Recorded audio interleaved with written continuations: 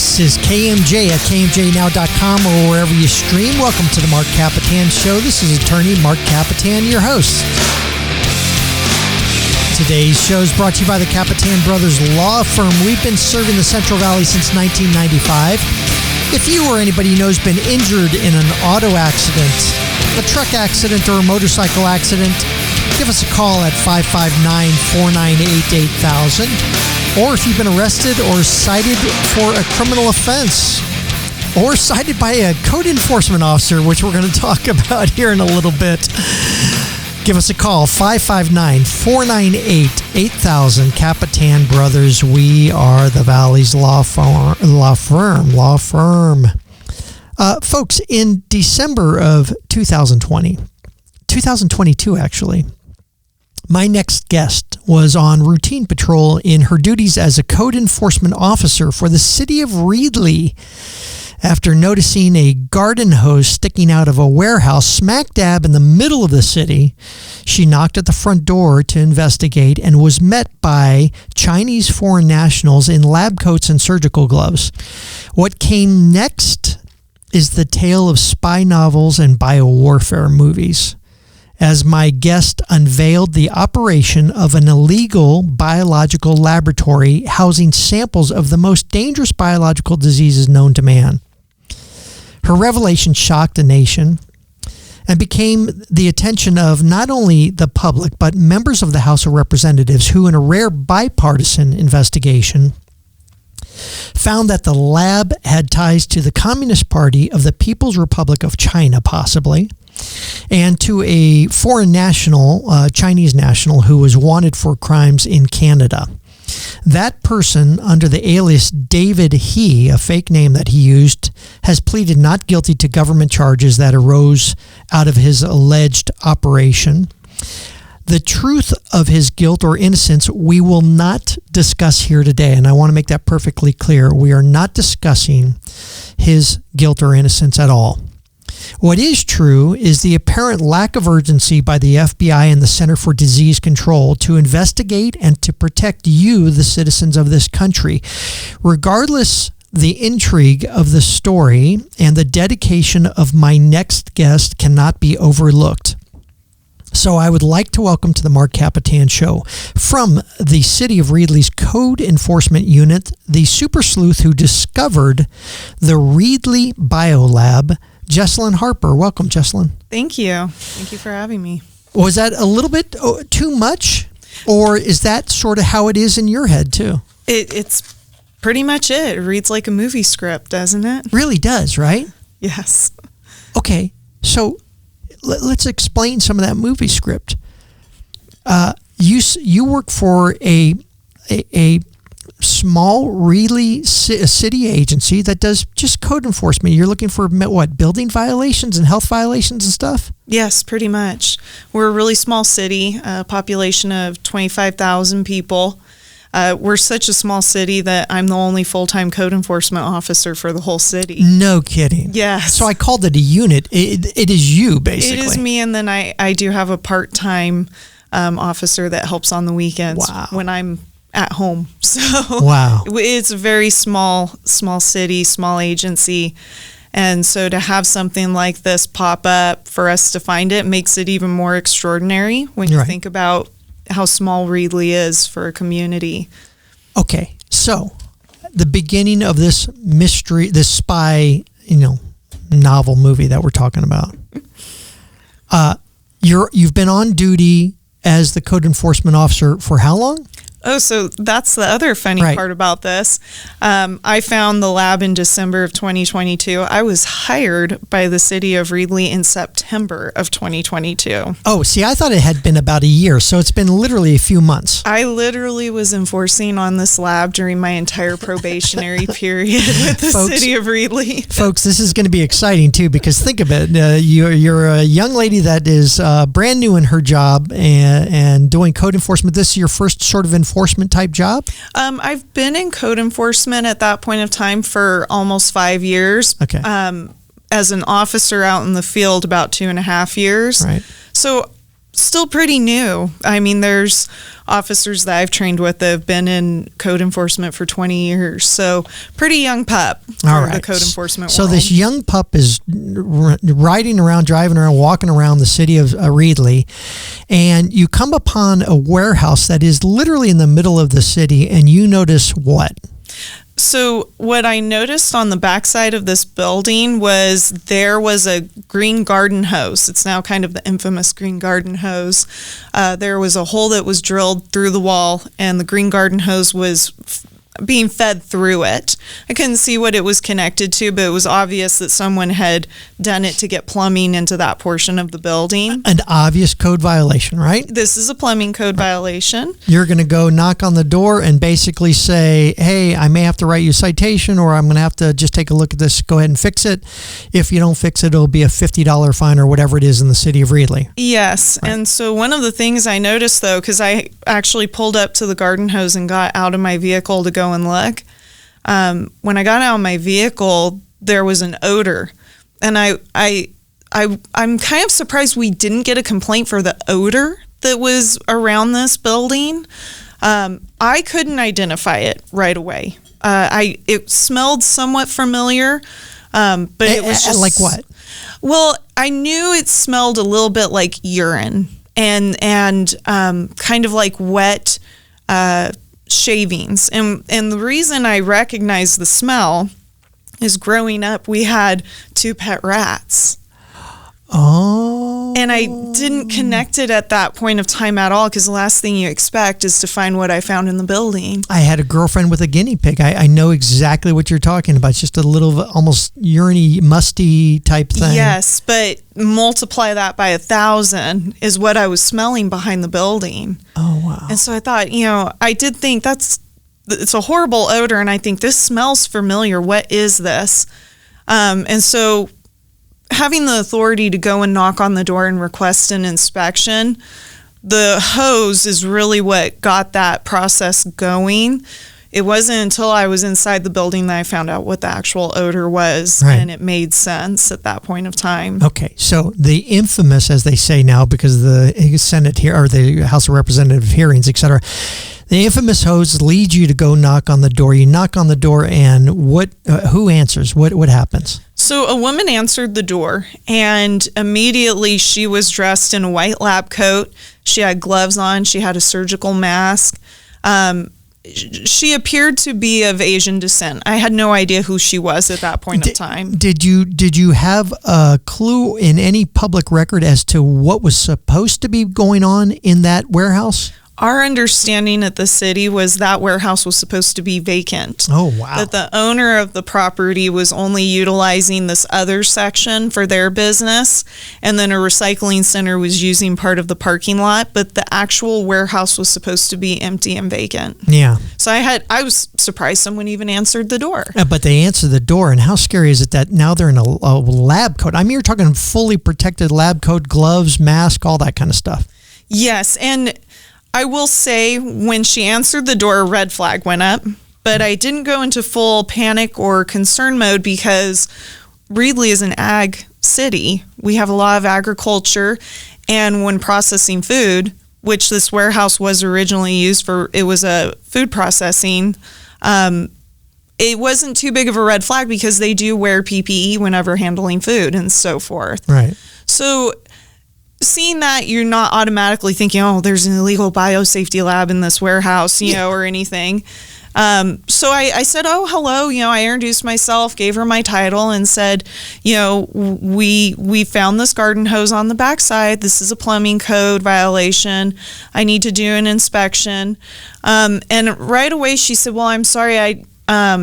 She goes, I'm not the owner of this business, and I don't own the property. I don't know if I can allow you in. So you're already met with some resistance already, and then we're going to get back right after this break. We're going to talk to Jesalyn Harper some more regarding her finding of the Reedley Biolab. So we'll be right back after this. This is the Marc Kapetan Show on KMJ. It's News Talk 580, 105.9 KMJ. Welcome back to the Marc Kapetan Show. Hey, folks, you can check us out on, YouTube. Check us out on the Facebook, as I like to say, the Facebook. And so like us, subscribe to us, do all that kind of stuff. You could also check us out by going to kmjnow.com or wherever you like to stream. You could check out the audio. And again, please like us, subscribe to us, do all that stuff that the young kids do that I don't know about. So, folks, Kapetan Brothers Law Firm, you know all about it. If you've been injured in an auto accident, a truck accident, or a motorcycle accident, give us a call at 559-498-8000. Kapetan Brothers, we are the Valley's law firm. All right, we are back on with Jesalyn Harper. She is the Code Enforcement Officer. I am going to call her the protector of our nation. Because she's the code enforcement officer. I'll tell you, I say that in jest, Jesalyn, but you are the officer that found the Reedley Biolab that you're going to describe more about your finding of it. But it at one point took over the nation. It went to the House of Representatives that we'll talk about. But it really is one of these things that people would have just overlooked, including the Center for Disease Control, who sort of apathetically said, "Oh, thanks for telling us," and did nothing about it, right? Yeah, pretty much. Well, I mean, this whole process in dealing with this situation, with trying to keep our community safe, we're also finding all of these loopholes that are at a federal and state level. So it's been huge. Yeah, absolutely. And that's why I jokingly, but in many respects, seriously say, protector of our nation. That word hero gets thrown around, so I don't know if I would necessarily, throw that around too lightly. But to sit there and see that the changes that are coming about as the result of the infamous green garden hose that you found at the Reedley Biolab, it's pretty amazing, and you should be proud of yourself. Okay. You are now knocked at the door. You're now confronted with a person in a lab coat. She speaks English or what? She was speaking broken English. We were able to communicate, and she actually, after we had some discussion about what I was there to look for, which was at that point in time the building violation. I had no idea what was inside. She agreed to actually allow me into the building to do an inspection. Yeah, that was. If she had not done that, do you have to go get a warrant or what? Yes, if she had refused to allow entry, we would have had to go and get an inspection warrant to get inside. And that could have been problematic, although a lot of it they sort of left there. But I understand that a few of the people that may have been present, they've never been seen again. Yes, so. And what happened was with my initial inspection, with me being there alone, I had to take other agencies later, and we had to pull inspection warrants because by that point they were not willing to cooperate with anyone. Right. Okay. So you walk in, and what do you immediately notice? So when I walk in, there is a table set up, a long table. There were 4 individuals there, and 3 of them were in the same PPE kind of clothing as the one that answered the door. The other individual never got up, and I didn't get to talk with that person. But these 3 automatically swarmed where they came over to me, and I said, "Oh, what are you guys working on?" And they said, "Oh, we're packaging pregnancy tests."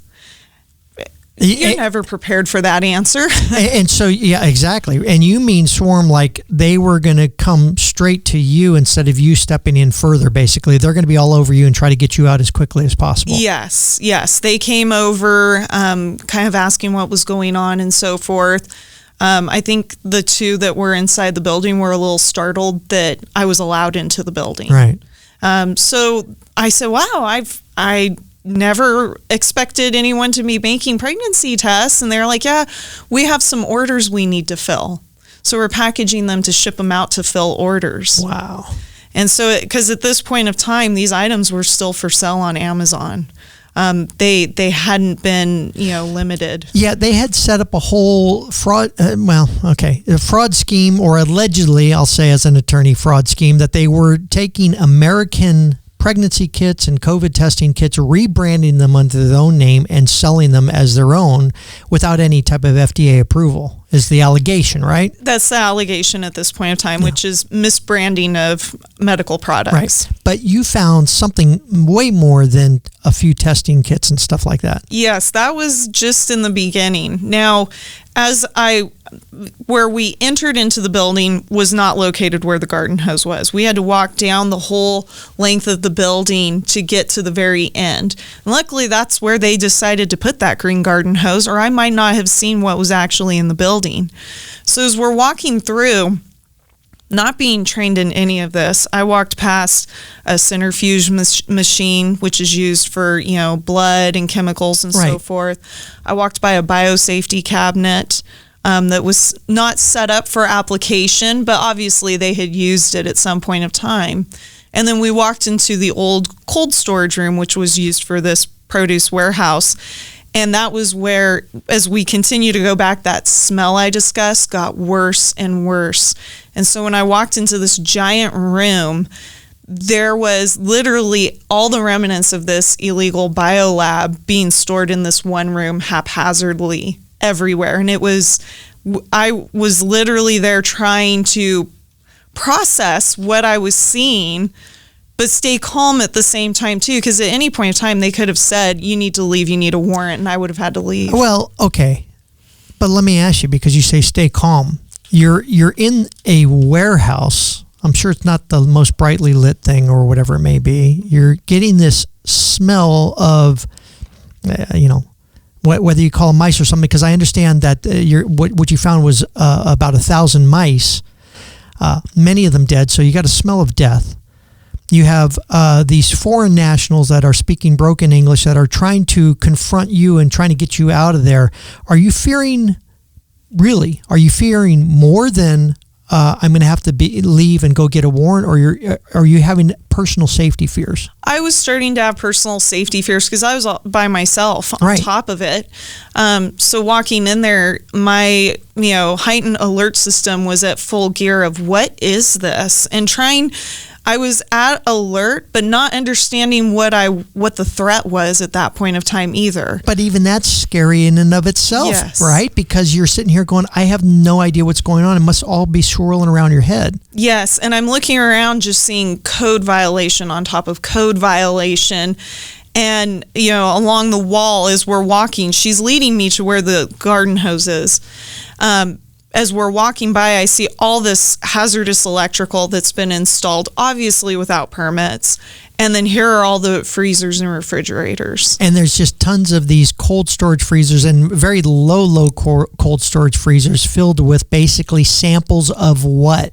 Well, I wasn't too sure, but when I saw the hose and was coming back, I started seeing that there was Mandarin on most of the fridges, but some of them not were... Mandarin oranges, Mandarin language, Chinese language. Yes. Right, okay. So on some of these, it would be half in English, half in Mandarin. So one would say HIV, and then there would be Mandarin right next to it. Right. There was one that was labeled MALA and then Mandarin next to it. We found out later that the MALA stood for malaria. Right. There was a fridge labeled blood, all of those. There's not only Mandarin and English, but codes that you guys haven't been able to decipher to this point. But a lot of these things are Ebola, which has a lethality of 25 to 90%, HIV, syphilis, malaria, SARS-CoV, and even though you didn't recognize all of these things, you're recognizing certain things that are just clearly dangerous things, and you're in the middle of this warehouse by yourself, young new agent, no personal protection like weapons or anything. You don't carry a weapon, right? No. And I have a radio. You have a radio, yeah, right, exactly. Oh my God. Yeah, so, and while I'm in there, what really set me off to where I started getting concerned was when I started asking them questions and they were very clearly deflecting them. So at that point of time, I knew they were doing something illegal, that something was wrong. Because usually when I come in contact with a property owner and I say, hey, you're supposed to have a yard sale permit. Are you aware of that? They go, I had no idea. I'm so sorry. when I talk to a property owner where, they start deflecting of, what do I need that for and so forth, they usually know that they need it and they didn't get it. Right. With them, I started asking, what are you guys doing with the mice? Because they had built a plywood room for it. And they told me, we test them. I said, what do you test them for? They go, we don't do that. We just feed them. Someone else tests them. How scary is this? That kind of thing. We're going to be right back with Jesalyn Harper. She is the code enforcement officer from the city of Reedley that found the Biolab in Reedley. We'll be right back after this on the Marc Kapetan Show. It's News Talk 580 105.9 KMJ. Hey folks, no advertisement for the Kapetan Brothers Law Firm because we have it's just a thrilling, interesting guest here today on the show. Jesalyn Harper from the city of Reedley. So the plug that is going to go out right now is the plug to the city of Reedley Code Enforcement Unit, which is basically Jesalyn Harper and an assistant. Assistant's name is? Derek Martinez. Derek Martinez. And also the boss, I see the name, say the name for me. Chief Jerry Isaac. We're part of the fire department, so he's my big boss. Good for you. And then there's the, who's the, is it Ibiza? Ziba. My city manager, Nicole Ziba. And Nicole's Ziba, the city manager, for all their hard work in exposing this Reedley Biolaboratory, which back in December of 2022, Jesalyn Harper, the code enforcement officer sitting in front of us here today, found a infamous, now as they call it, green garden hose sticking out of the side of a warehouse and exposed what is a very, very dangerous laboratory filled with biological samples, Ebola, HIV, syphilis. It goes on and on and on. SARS-CoV, and possible ties to the Communist Chinese Party. And also some Chinese foreign nationals, some of who have been wanted in Canada, I understand, for some criminal activity up in Canada also. Okay, you are now in the midst of this whole thing. There's shivers down your spine, and the one thing that we forgot to talk about is that at some point you come upon a box or some sort of cage or whatever with thousands of mice in it. Yes. So the mice, I asked them, what are you guys doing with these? And they said, we test them. I said, wow, how interesting, trying to stay cordial. And I asked, what do you guys test them for? What do you guys do with them? We don't actually do that. We feed them and some other people test them. They're mice that are genetically modified so that they basically replicate the human condition, right? Yes, so they're called transgenic mice. And this is actually a fairly common thing. We actually have a research facility in California, in Hollister, that actually breeds transgenic animals, rodents, particularly rabbits, mice, and rats, and they sell them online. You can actually go online and look through their catalog. And they're used for when you expose them to some of these diseases, or when you expose them to whatever you're testing, they want to sort of see what happens to the mice because it simulates what may happen to a human, right? Partially. So for some researchers, yes. What happens with, let's say SARS-CoV, there's only one strand that animals can actually catch. Humans are more susceptible to it. So when they're transgenic, they're more susceptible to the other strands as well. Typically, these mice, when they're exposed to it, they will start developing antibodies, right, and they will actually harvest those cells to make your COVID test. What's interesting is that you've become educated very recently about all this, huh? Right? I never thought I would know what transgenic mice were until now. Wow, that's wild. I mean, and what I sort of found funny is I thought a defense for them could be, well, wait a minute, we were fraudulently making these testing kits, or at least using these testing kits, but we needed to make sure that these testing kits worked. So we were using these samples of all these different type of diseases to make sure the test kits come out positive or the way that they're supposed to. But in this case, why would you need mice, why would you need the mice? Why would you need all these different diseases, all these kind of things? It seems much, much more nefarious that they were keeping all this stuff and not just pass it off by saying, oh, they were just fraudulently making these testing kits, right? Yeah. So touching a little bit on the Chinese Communist Party aspect of it, there is a portion of what they're doing called military civil fusion. I don't know if you've heard of this, but what they do is to be able to advance their military quicker than normal. They have a lot of their civilian businesses situated where they run like a typical civilian business, but they can be transferred over to a military use if needed. I don't know if that is exactly what they were doing, but the individual that is the CEO of the company, after some research, we found was involved in the military civil fusion program back in China. Okay, so part of the research, part of the way we get to some of this knowledge is you eventually leave the office. I'm assuming you go back to the city of Reedley and say, oh my God, I can't believe what I just found. And they start calling agencies like the FBI and the Center for Disease Control, et cetera. It's not until I think 3-4 months later that any warrants go out, that anybody from the government or from the CDC comes and even asks or pays any attention to it, right? Yes. So a lot of individuals that try to look at the timeline, we had our first inspection warrant in March, and that allowed the state to go in with the county and myself to do inspections specifically for the medical devices. We didn't have the CDC actually get involved until we got Jim Costa involved, and they did not come out for an inspection until May of 2023. Right. But had you been asking for help? Absolutely. I was the one that called the CDC and was hung up on. And it took going to a member of House of Representatives to get them to get off their butts. And I mean, the potential danger and damage and destruction that could have occurred if, let's say this is some warfare biolab, all right? The potential damage to the population locally or whatever, in a matter of the 4 or 5 months that it took them to do anything, could have been catastrophic. Absolutely. And that was some of the concerns that we on a local level had to take in consideration.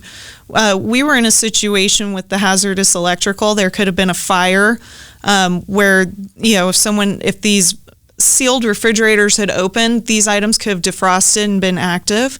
We had to make a decision on how we were going to preserve the site until we could do an actual abatement or get assistance in removing them, because there was no resources and no one coming to help us. Yeah, I understand the cleanup now. The owner of the property, warning to all owners of properties, if you have a property and you're not monitoring what's on that property, you are going to be held liable. The owner of the property now owes the city of Reedley and I think the county of Fresno something like close to $300,000 for allowing this to happen under their you would say under their watch, but they weren't watching at all, and I think that was the lesson, right? Yes. Okay, so it now gets from Jim Costa to a bipartisan, and kudos to Costa and Kevin McCarthy and Representative Gallagher and some others that I may miss, that they say on the left and the right, we are both concerned about this. And now you're testifying months later at House Select Committee meetings. Yes. Where they're doing investigations. Yes. So even before the actual hearing, we were subpoenaed by the congressional hearing. It was actually the first subpoena from the Select Committee on the Chinese.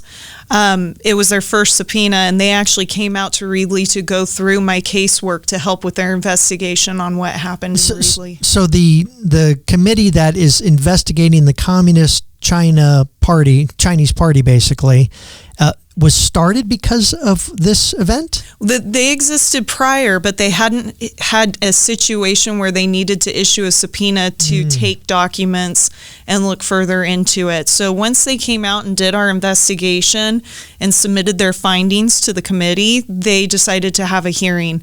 And we had that hearing in November. How were you in person? So interesting enough, we were supposed to be in person. We were scheduled the week before McCarthy was ousted. Oh, no. And then, the whole McCarthy thing happened, and they ended up having to push it back, and it ended up being over a month later. Let me ask you, how thrilling, how nerve-wracking, how exciting, however you want to put it, you find yourself, you must be just beside yourself that you find yourself testifying to a House subcommittee meeting. Yeah, absolutely. I never in my wildest dreams would have thought I would have to testify like that. And your feelings of it? I felt, first of all, I want to say for the hearing, I'm glad that we had the hearing. It was a little bit of a fight to go on ahead and have that hearing. But I tell everyone that looks at the hearing, if you look at the representatives that came to the hearing and actually wanted to hear our testimony, Jim Costa was the only non-Republican that actually came and wanted to hear what happened. Well, kudos to him. So he's been wonderful for us. We'll be right back with Jesalyn Harper from the City of Reedley Code Enforcement Unit and the discoverer of the Reedley Biolab. We'll be right back after this. Welcome back to KMJ at KMJNow.com or wherever you stream. We're going to get right back into it with Jesalyn Harper from the City of Reedley, who was the discoverer of the Reedley Biolab out there in Reedley, which has now made national news as the subject of House of Representative subcommittee meetings and investigations, and as a report has been filed basically linking this Reedley, I hate to even include the name Reedley because I love Reedley, it's a great town, this biolab in the city of Reedley with the Communist Chinese Party, and exposing the dangers of not only the lab being there, but also the fact that the CDC and the government agencies who were notified initially took their own sweet time to go in and investigate this thing and putting the whole public at risk. As a result, Jesalyn, you were named the Code Enforcement Officer of the Year by the Code Enforcement Officers Association. How's that? Oh, that was an honor because I haven't been an actual officer out in the field for a long time. And just to have all of my peers in the code enforcement community come together and want to honor me like that, it was amazing. Yeah, that's special. And the city of Reedley gave you a special recognition. I'm assuming one of these days, and Jim Costa, if you're out there, federal recognition would be really nice for Jesalyn too, right? Yeah. Yeah. We've had so many recognitions coming in. It really is. It makes me feel like this was all worth it. The last going on a year and a half, it's been all worth it. Has it been difficult for you? It has been at times, just because it's so much, being the only code enforcement officer in Reedley full-time, it's trying to adjust because even though you're dealing with this, illegal lab that's international fame and everything, you still have those minor code enforcement calls you got to go and deal with. So. You're like, hey, wait a minute, I'm the Code Enforcement Officer of the Year. I shouldn't be dealing with this petty stuff. Yeah, but I'm sure the people of Reedley certainly take notice when you knock on their doors nowadays, right? Yeah, definitely. But it has been stressful. It's also been a little nerve-wracking for you. You were talking during one of the breaks that basically you think, that your phone is consistently or continuously trying to be hacked and you don't know who it's coming from. Yes. It's got to be worrisome. Yes. During the last year in 2023, we were actually taking a weekend vacation trying to reset. And I literally was sitting down and watching my phone, not touching it, and saw it being operated and people going through my text messages and looking at stuff. So I've had some issues like that. Well, and you verified it too. The office basically, or whoever has found out that it actually is trying to be hacked, and that with TikTok and the talk about the Chinese Communist Party and stuff like that, it's got to be just a worrisome thing for you. But you still find that it was all worth it as far as that was concerned. Absolutely. I would do it all over again if I had to. Do you realize, it goes all the way up to the House subcommittee investigation and the report that's filed, it is on the lips of representatives, the President of the United States, world, commentators in every news organization around the world. Have you realized the significance of the infamous green hose and your findings, and how it is literally changing the way our nation may deal with some of these issues in the future? It still surprises me. It's still, I think I have a handle on it, and something will happen and you're, thrust right back into the shock of it. It should be on everyone's lips. There's so many issues we found with the first investigation about the loopholes, about these illegal, or I shouldn't even say illegal because they're not illegal, all of these biological agents, these viruses and bacterias. There's so many loopholes that are putting the communities in the United States at risk, and we should know better, especially after the recent pandemic. Yeah, right. That just the willy-nilly handling of these things could have far-reaching consequences. I think the latest is that they're finding that it definitely was a synthetic, biologically engineered disease, this SARS-CoV. Yes, and at this point of time in the United States, there is no regulation over any agents that are under what they call a BSL level 4. BSL level 4 is like Ebola, smallpox, stuff that can kill a lot of people. HIV is considered a BSL level 2. Now, it should still be regulated no differently than anything in a 4. Right. Yeah, just because of the potential pandemic dangers that it could cause, right? I get it.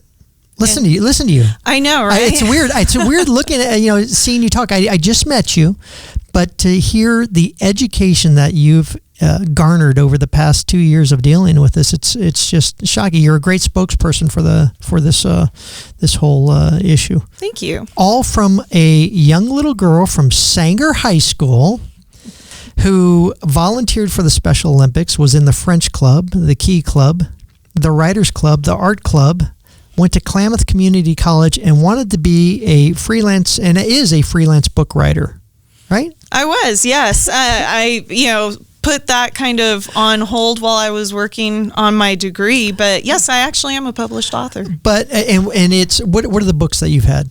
So I've had 2 books. One was a novel. It was called Fabled Desires, and it was kind of a fun romance, kind of a modern romance book. And then my other one that I'm more proud of, I wrote with my son, and it's a children's book, Leo's Tiger. Leo's Tiger. Everybody, I want you to go out and buy Leo's Tiger and Fabled, what is it? Desires. Fabled Desires, which, is it really fiction? I won't have you answer that. You don't have to answer that. No, it's funny you mention it because it's actually a modern, kind of mythology. So, oh, really? It is a fiction. Oh, neat. Okay, all right. Maybe some personal things in there somewhere. I don't know about that, but we won't say. The other thing about you is we were talking about how your fears when you were in that warehouse. But you are an instructor of Kempo Karate, so you had some protection for you, right? Yes, and that's been kind of the joke we've had in Reedley with Nicole and my fire chief is they laugh and they say, we don't worry too much about her. We worry more for the people that make her mad. So did that thought come across you when you were in there? I had one incident where I was in the building with an employee or a representative from the lab, and they were getting very agitated, very angry, and started to yell. And I did have the thought, if this person does go to hit me, am I going to be able to get out? I need to do what I need to do? So it's always in the back of my head of, am I in this situation where it warrants it or not? And you took that Kempo stance and you said, I'm ready for it? Yeah, right. And you were talking during the break about something that was even more scary than being in there that first day. Was that the moment that you were talking about? No, actually, the scariest moment I had was when the mice were still alive and in the building. We had no one coming forward from the lab to take responsibility for them and to help care for them. And so we were in the process of getting a warrant for cease and destroy to euthanize the mice. Right. And I had to go into the building by myself in PPE, full PPE, to feed and care for the mice in the interim before. Get to feed and care. Folks, you can't see this. You'll see it on YouTube, but I could see it in your face. Yeah, that is fear that's still there. That first time I walked into the building in the dark by myself was enough. It's still scary. Folks, Jesalyn Harper from the City of Reedley Code Enforcement Office. Just an amazing story, an amazing find. Congratulations. Thank you from the people of our nation and the City of Reedley and all that kind of stuff. Jesalyn, it was wonderful having you on. Thank you for having me. We will see you next week on the Marc Kapetan Show. Thanks to my wonderful producer, Marcella Solorio Taylor. This is KMJ.